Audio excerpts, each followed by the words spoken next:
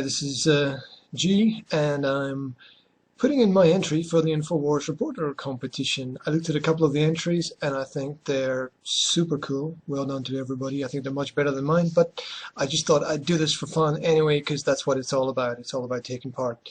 So, before we jump into the H.G. Wells and other elements of that story, a bit of the history of science fiction and how that affects the present, I want to say that this is coming to you from Slovakia, and as if that wasn't bad enough, that this little country in the middle of Europe gets everything dictated to it by a Central European banking system.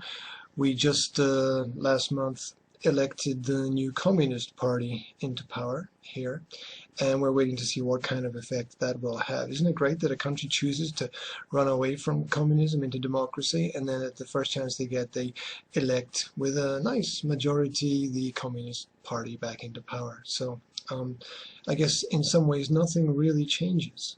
And how do they do that? How do they do that? They get in with their cheeky little plans, which is they promised the elderly in the country, the pensioners, that they'd give them more money. Where does this money come from? They don't seem to care. They'll probably just pull it out of schools and hospitals and other areas of society that the government should be supporting, and give it to them. So that's how you win an election. You promise things. We'll see what happens as things develop. Also, this makes problems locally, because as you know, when government changes, all of the local organizations change, the office change, the leaders of the office change, and it's just total chaos. We had a coalition before, and the coalition was quite good because they were so disorganized that they couldn't actually create any new laws about anything. So they couldn't do anything bad or anything wrong. They did try to ban GPS from cars, which was a bit ridiculous, but that's what happens, I suppose, sometimes. Everyone ignored the rule or the law, and that's what you need to do. If there's some kind of ridiculous movement by government, you just need to ignore it and get on with your normal life. So our main theme today is H.G. Wells and his concepts of science fiction, the scientific dictatorship. Why is this important? This is important because of the concept of predictive programming. In order to get a large group of people to accept some ideas, you must first put those ideas out into society in a way in which people will not really directly reject them at first, because it's a process of gradual incrementalism, where you introduce a concept into the mind of the individual very slowly, repeatedly, and it becomes the feeling of the individual that it's a natural process and it's their own idea anyway. So we're going to get on with looking at H.G. Wells, because we got only a short space of time, only 10 minutes or less. Now here we go. So Herbert George H.G. Wells, born in 1866, died in 1946. You might know him from Time Machine, War of the Worlds, The Island of Dr. Moreau, New World Order, Open Conspiracy. That's just a small amount of the huge volume of work created by one man. Well over 50 novels that he wrote, so he was very prolific in his career. He was an English author, generally in science fiction, but he also wrote in other genres, including novels, history, politics, social commentary, even writing textbooks and rules for war games. Wells's early specialized training was in biology, and his thinking on ethical matters took place in a specifically fundamentally Darwinian context. He was also an outspoken socialist. His later works became increasingly political and didactic, and he sometimes indicated on official documents that his profession was that of journalist. That's an interesting concept. The journalist bringing information to the people, and he was doing it through his novels. He was also considered Charles Dickens of his time because of some of the social elements that he dealt with. He studied at the Royal College of Science in South Kensington, where he studied under Thomas Henry Huxley. Now, why is Huxley important? Well, those of you who know what then happened to Huxley's children and grandchildren and the families that they were integrated with will understand why this connection is very important. Anyway, a short piece of information about Thomas Huxley. Huxley was born in 1825. He died in 1895. He was an English biologist, and he was known as Darwin's bulldog. This was because of his advocacy for Darwin's theory of evolution.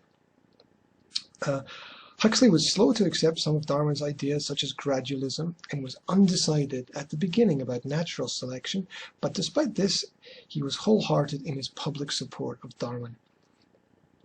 He coined the term agnostic to describe his own views on theology, and Huxley had little formal schooling, taught himself almost everything he knew, which is interesting for those of you who are into homeschooling out there. It just shows you that you don't need the state to provide you with that kind of education, indoctrination, and information. By the way, here in Slovakia, homeschooling is illegal because the government don't want parents to teach their children, because that would be something very bad. Anyway, at school he entered debating societies where he was introduced to the ideas of socialism of the time, and he then joined the Fabian Society. Also interesting to note that he taught A.A. Milne, responsible for Winnie the Pooh. All these things are interconnected. In terms of family, his mother worked as a lady's maid in a country house in Sussex called Up Park. Now, this fits into the story because Up Park had a magnificent library, according to my notes, in which he immersed himself reading classic works, including Plato's Republic, there we go, there's an important reference, and More's Utopia. I think his personal life is not really that interesting, except for the fact that Wells had affairs with a number of women with his wife's agreement, including the American birth control activist Margaret Sanger. Now, read birth control as population control. Margaret Sanger was famous for her ideas and concepts of controlling specific groups of society, that only the fit should be allowed to progress through society and the unfit should be removed. I'd be interested to know who should make those decisions about who can and who can't do things. Wells's first non-fiction bestseller was, wait for this title, The Anticipations of the Reaction of Mechanical and Scientific Progress upon Human Life and Thought. When originally serialized in a magazine, it was subtitled An Experiment in Prophecy. It is considered his most explicitly futuristic work. Anticipating what the world would be like in the year 2000, the book is interesting for what it gets right. Trains and cars resulting in the dispersion of population from cities to suburbs, moral restrictions declining as men and women seek greater sexual freedom, and the defeat of German militarism, along with the rise of the European Union, and even air travel were predicted in that. So his novels that you really need to check out in terms of predictive programming, that's laying down the ideas in society so that they then become generally accepted over a longer period of time. 1933, The Shape of Things to Come, he predicted the Second World War. He was only out by 4 months there. Structured Ways to Play War Games, this is the Big Floor Games, 1911. Little Wars, 1913. We've got the Time Machine with time travel and the Darwinian concepts in there. We've got War of the Worlds. We've got the Open Conspiracy. It just goes on and on and on. I think I'm just going to have to call this part 1. Look, we've run out of time. I hope that's been interesting for you. I'll put some links and information up, and stay cool. Keep fighting the good fight, and the answer to 1984, 1776. Thank you.